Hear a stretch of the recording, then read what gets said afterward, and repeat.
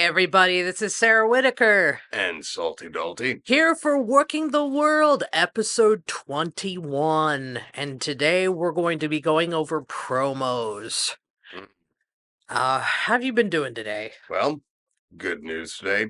Today is my clearance date for me being able to do physical activity without the knee brace. So I got Yay! full leg day in without the knee brace. Also been getting back to doing some sled work on there. I'm not putting any direct load on my knee like barbell squats or anything like that, but I am working the muscles quite heavy around the knee, like doing heavy leg curls, doing some hip abductor work. I'm doing a lot of heavy calf work lately, trying to, you know, strengthen the muscles around the knee, as well as also some quad work, but that's more range of motion related. But I got full range of motion back. It's just a matter of getting that soreness out.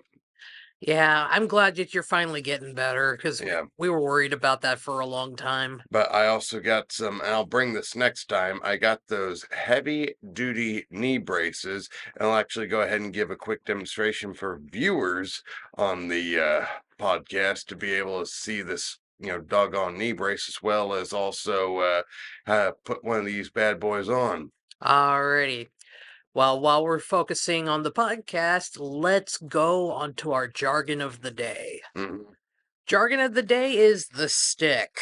I mean, this thing right here? This thing right here, it's the stick is the microphone, and it's usually asking people how to work the stick, or I mean, just like how people work the stick. I mean, it's another name for doing promo. I was gonna say that could be taken by people who don't know the context on so many different wrong ways. So, you could use especially with Finley Shillelagh. Never mind.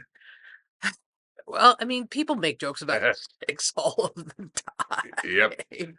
This one here is rather sharp and pointy. So, Yikes. but anyway. So, any promos that come to mind for you off the top of your head, or wrestlers that were really good on the stick? Well, the legendary ones, especially with Dusty Rhodes and Hard Times. Yeah. One of the ones that stick out in my mind. But I mean, let's go back into history, and it's like, how far back do promos go? Because it's like we got Adrian Street, and then we have Gorgeous George. Yeah, I'd say Gorgeous George would be the OG to a degree on this, because before matches he'd get on the stick, and this is actually where supposedly Muhammad Ali actually got his inspiration from, was Gorgeous George. It's like, aren't I pretty? Aren't I pretty? That's where he got the idea to do that and bring that over to the professional boxing rings. Interesting. Yep. Gorgeous George was a huge influence on Muhammad Ali. And of course, Gorgeous George got his gimmick from his wife, but yeah, man, he was the first wrestler to go out of his way to antagonize people. It's like throwing the hair clips out. Aren't I pretty? Yeah, you'll never be as pretty as me, but and then you have Nature Boy Buddy Rogers, who Mm. goes and takes that to the whole next level. For I want everybody to know, to a nicer guy, it couldn't happen. And he would go out of his way just to try to make people hate him. And most of the time it worked. And then you have some people like Andy Kaufman who just are thrilled and, enticed by it. It's like, I want to be like this guy. And, then you end up with him wrestling women in Memphis and getting pile driven by Jerry Lawler. And the rest, as they say, is history on that. So, especially when we get into the olden days, we also think of Territory, right? territory, because it's like Harley Race.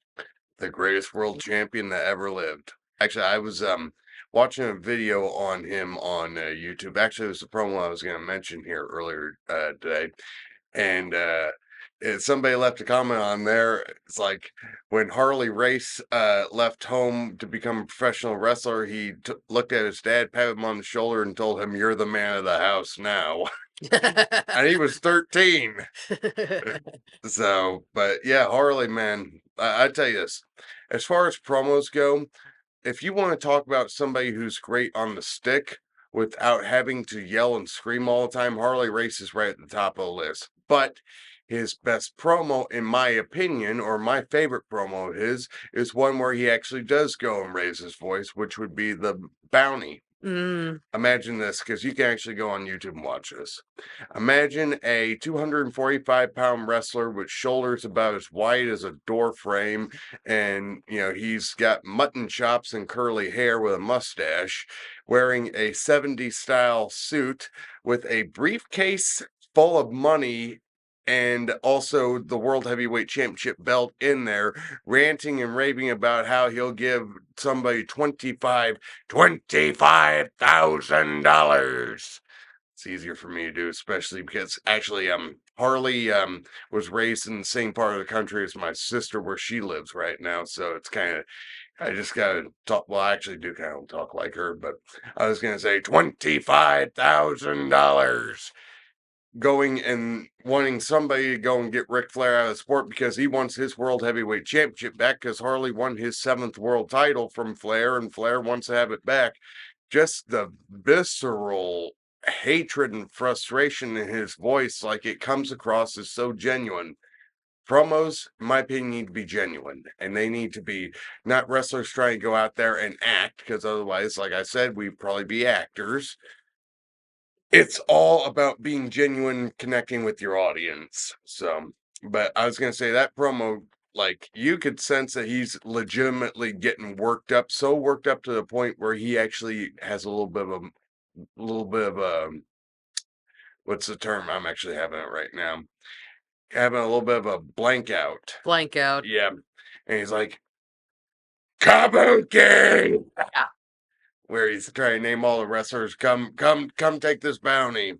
But yeah, that's one of my favorite promos of all time. So much so that I did my own version of it for your school project. Yep. 100 cents. If you know, you know. Well, I mean, it turned out okay. I mean, it was an Turned out okay. I think I've never got a better promo than that. I want to talk about visceral hatred. By the way, that offer still stands for 100 cents. Yeah. Anyway, so any other? Well, we just mentioned Dusty. We just mentioned Dusty. Well, Dusty, I was gonna say genuine. When he went out there, he didn't try to fool the people. He didn't try to go out there and Dusty was himself and he was going and speaking things that he truly believed in and seen and tapping into that and bringing that emotion out of him because but basically he's doing the exact opposite of what G.I. Jurgeef, who was a mystic and an acting teacher that heavily influenced Bill Murray. Don't conceal your emotions from yourself or the audience because, yeah, the pro wrestling fans want to buy into what you're doing instead of being like, hey, we're on the fourth wall.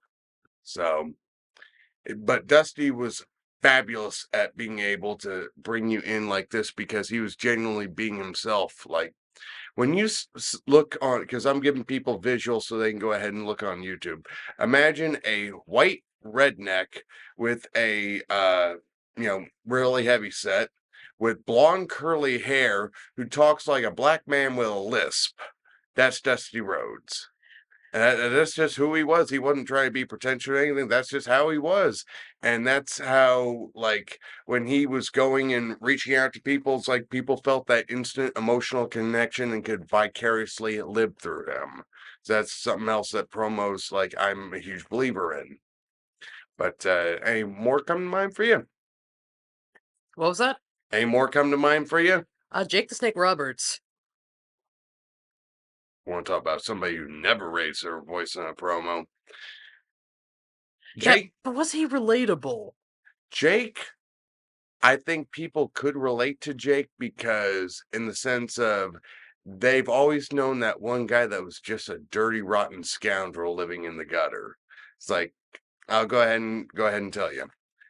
My father reminds me a lot of Jake the Snake Roberts in his younger days.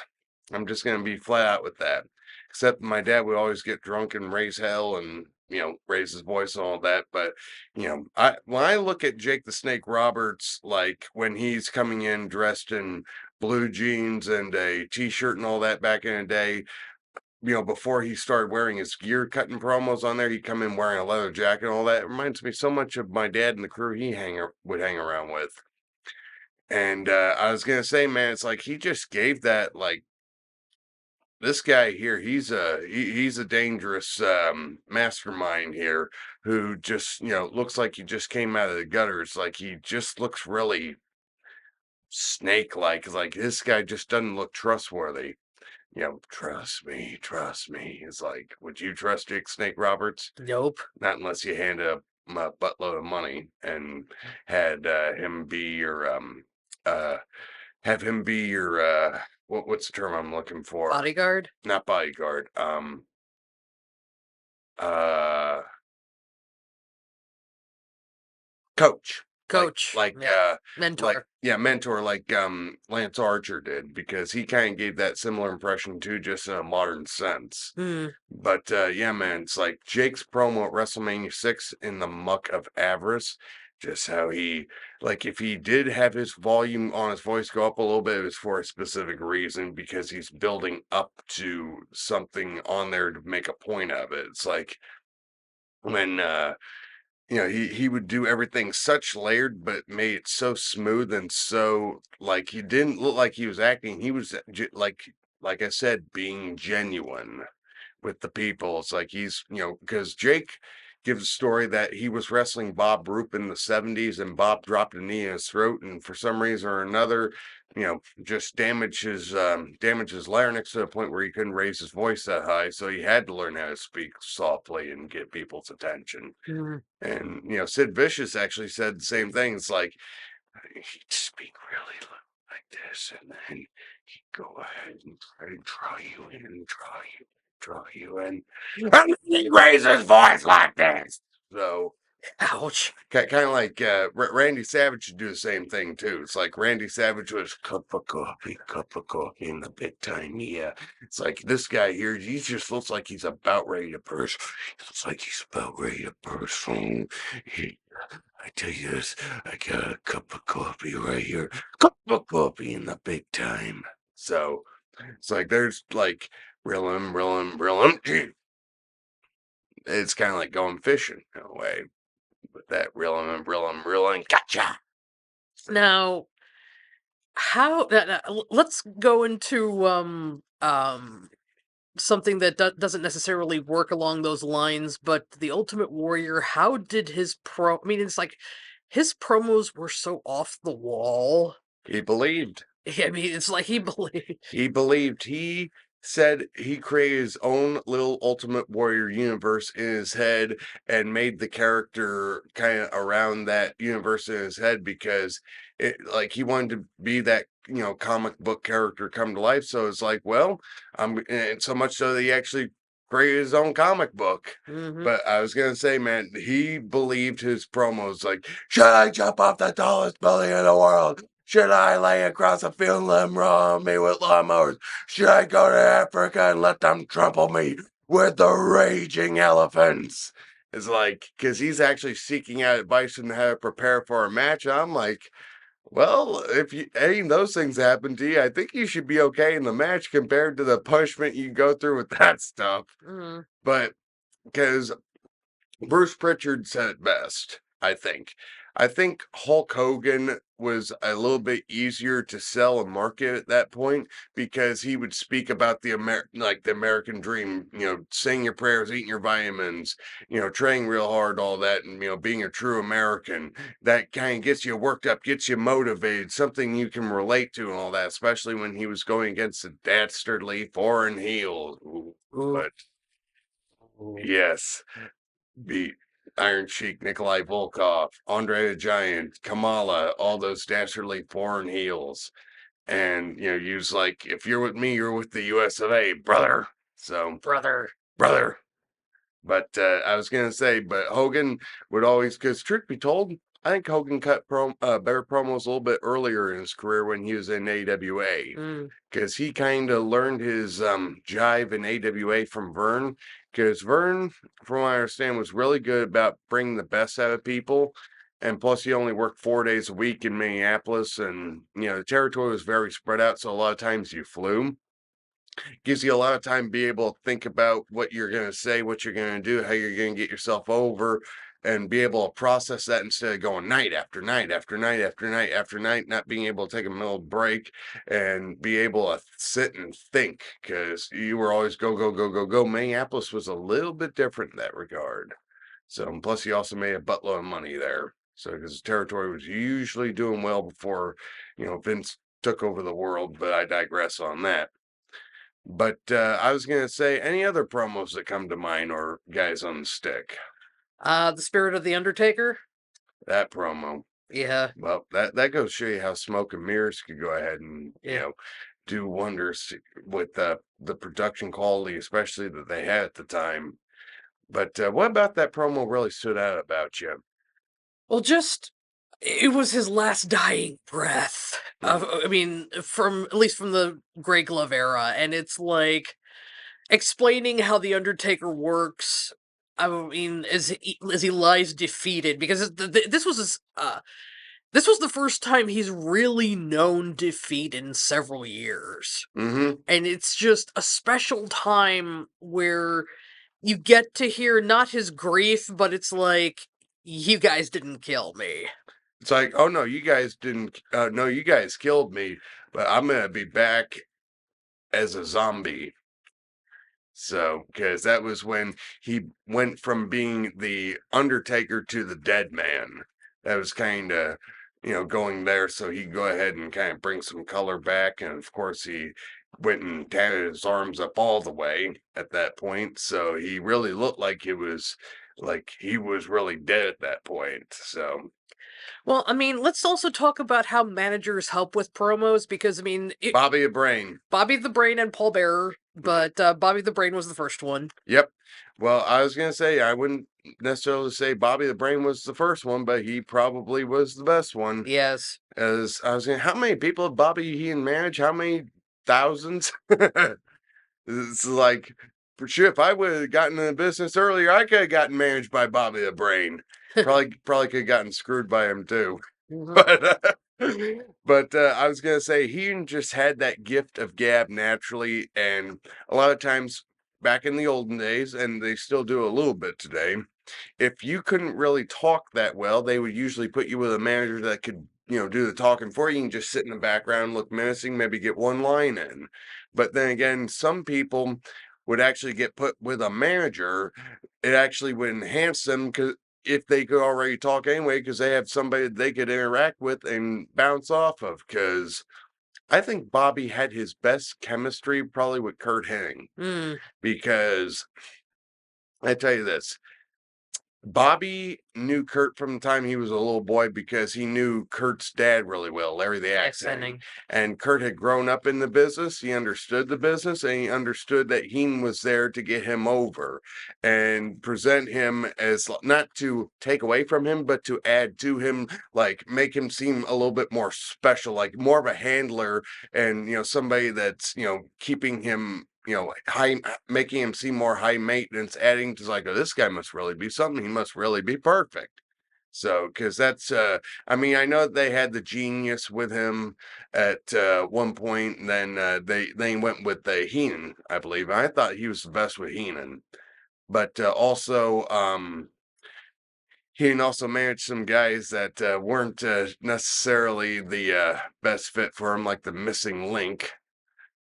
So yeah, I don't have to digress on that. Yikes. That did you ever hear this story?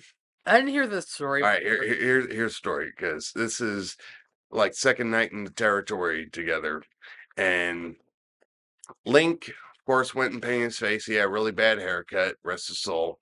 But I was gonna say he went to Bobby and said, "Hey, when's your flight leaving tomorrow?" It's like I think at 9. Like, well, like, hey, if you can go ahead and pick me up at about 8:45 and get my boarding pass, that'd be fine. Like, what are you talking about? It's like, well, my gimmick, I can't talk. It's like, dude, I'm your manager for only 20 minutes a night. I'm not actually gonna babysit you. It's like, go ahead and do. It's like, but my gimmick. It's like, oh, just you'll fit in. This is New York. Yep, a lot of people have a bad haircut here. Just blend in, you'll be fine. So yeah, this wasn't the best fit for just wasn't the best fit for him. He would have been good with Gary Hart though. Mhm. But other managers that you thought were good promos for the business. Oh, Brother Love had his own show as well as uh being able to manage people and stuff like that, and just Bruce Pritchard really put some soul into that character. Put some heart and soul and a lot of love. Uh, for people who don't know about the Brother Love gimmick, he actually got the majority of it from Robert Tilton, who's a televangelist in Dallas, and been accused in the past of being a little bit of a shyster, as well as like Jimmy Swaggart and those guys. That was kind of like at the height of the televangelists from the South being on there. It's like, I'm going to go ahead and do this, but I'm going to try and make it to where it's not religiously offensive. So it's like, okay, I'll go ahead and make it the Book of Love. So, because he actually kind of looked like a preacher that you'd see a honeymoon suite ready to marry a couple, or in Vegas or Vegas, something like that. yeah. But of course, we can't talk about managers that can talk without talking about Paul Heyman, Yes. because Brock Lesnar, not the greatest talker in the world. We already know that. Mhm. Paul Heyman probably ranks up there on equal terms with Bobby the Brain Heenan. So much so, it's like somebody asked him about that recently, and he's like, "No, Heenan's dead. I'm better." That like you want to talk about being a heel? Ooh, Ooh. talk about being a heel. So, but nobody can. Because I was gonna say, if you put Heyman and Nick Bockwinkel together, I thought that would have been really good, because Heyman and Bockwinkel, with how many words that they know and how they can enunciate each word and make every single word mean something on there, those two would have been two peas in a pod. But at the same time, Heenan worked really good with Bockwinkel too, because Heaton would be the smart mouth of the two, and then Bockwinkel would be the aristocrat, a little bit more aristocratic, a little bit more like punctuative, I think would be the term, like punctuation wise. He knew how to, he knew his grammar more than just Kelsey, but I digress on that. Nobody popped for that one. Oh well. Well, we don't know if they'll pop or not. So they're probably popping as they're watching, so Popping open a can, it's like, when's this thing gonna be over with? But I digress. But let's go ahead and go more into a little bit more of the Attitude Era, because promos changed there. yeah, What? Stone Cold, What? Stone Cold, What? Stone Cold. What? I'm not gonna do it again. Damn it! What? What? Are you deaf? Piper Okay. actually pulled that one time. We'll go back to him in just a second. So, but Stone Cold, life imitating art imitating life. He got his shtick in ECW when he got fired from WCW, and cut this really awesome promo, just like Stone Cold would, about how angry and PO'd he was. And he just went and laid it all out there, how he truly felt, how he should be a star, how he got held down. And then round comes WWF, and they bring him up there as the ringmaster. It's like, you're giving me more of this garbage? Like, no, I'm not going to be able to get this over. Just put me out there as my real name. Steve Austin, whatever. Then he came up with the Stone Cold gimmick after watching the HBO documentary, Richard Kuklinski. You better drink your tea. It's going to get stone cold. And he ended up getting that name. And originally he was going to do that gimmick kind of like a Jake the Snake style promo. It's like, the $1 million dream, cutting off the blood to the brain. Yeah, you would say that'd be cold. Stone cold. Kind of something like that. Mhm. And then it's like, wait a minute, let's go ahead and do my promo style like I did in ECW. Like, well, let me tell you something. I'm gonna go ahead, whoop some ass, drink a few beers. What? I said Stone Cold said so. And if I was gonna say, if Austin didn't go to the hospital, have his lips sewn up, it's like we couldn't, not have one of the best wrestling promos of all time that captivated the business for next 30 years, so because he's still making a living off that promo selling t-shirts. And I was gonna say he got 2 slam dunks on that one. Yeah, he did. Amen. Eh, So, of course, Rocky, because like Rocky comes from the school of Gorgeous George. His father knew Muhammad Ali. Muhammad Ali was a massive fan of Gorgeous George connections. The rest I say is history. Yeah, I was gonna say it's like nobody was as vicious on the mic as far as burying people than The Rock, and it's like can't say as I blame him because thing with Rocky is this that he when he does it, it's so entertaining it throws you in because some people I've heard in the business say it's like, yeah, all he did was just go and bury people. And it's like, yeah, but people still paid to see him do it. So yep. that was, that was his career. And sometimes I say to each their own, it's like Roddy Piper. Roddy Piper would openly call people idiots, call them stupid, call them you know, fat, whatever they were without saying it, because back in the old days, it's like you'd never you never expose your opponent's weaknesses. You always accentuate their positives. Piper turned down and says, like, I rode with Mr. Wonderful. I know how much of an idiot this guy is. Like, oh, he's tough, big deal, big deal. You think, no, I'm not, brother. Ha, well, you know. So but Piper, can we go ahead and say this on air? Hmm. A lot of his promos were fueled by other white substances in powder form, from what Uh-oh. I've been told. Dun dun dun. Dutch Mantel actually asked him as far as like, well, how much did that cost you in 8 ball? It's like, probably $100 to be able to get that promo done. So, but I digress on that. But anything else that you wanted to refer? Can we do a quick comment about the psychology of promos? I Or actually, would you like to do that in the next episode? I tell you what, I'll go ahead and do that in the next episode. But can I go ahead and leave this little anecdote because I know we're low on time? Okay.